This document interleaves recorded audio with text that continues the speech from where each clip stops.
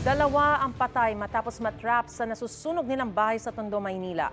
May isang senior citizen ding nalapnos dahil sa tindi ng apoy. May unang balita si Bea Pinlac.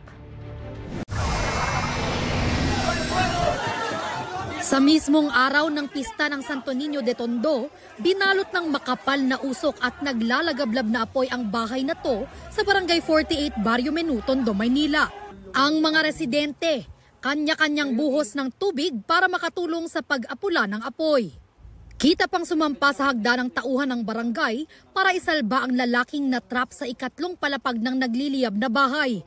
9 na pamilya ang apektado sa sunog na tumagal ng humigit kumulang kalahating oras bago tuluyang naapula pasado alas 5 ng hapon ayon sa mga otoridad.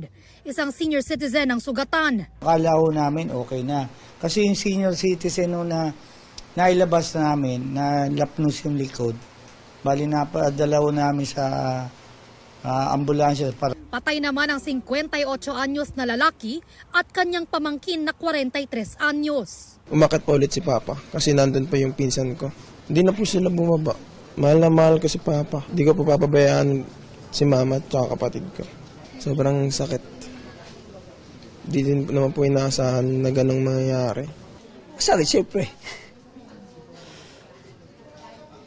Hindi ko man in-expect na. Hindi ko in-expect na babalik yung ate ko eh. Ate, pasensya. Hindi ko alam na bumalik eh. Inaalam pa ang sanhi ng apoy na nagsimula raw sa ikalawang palapag ng bahay. Nagpahatid naman ng tulong sa mga nasunugan ang mga otoridad, pati ang ilang kapitbahay. Nasikaso ka na agad namin yung 9 families. Pero pasalamat daw, may mga kapitbahay tayo nag-ano ng pwedeng lang tulugan pansamantala.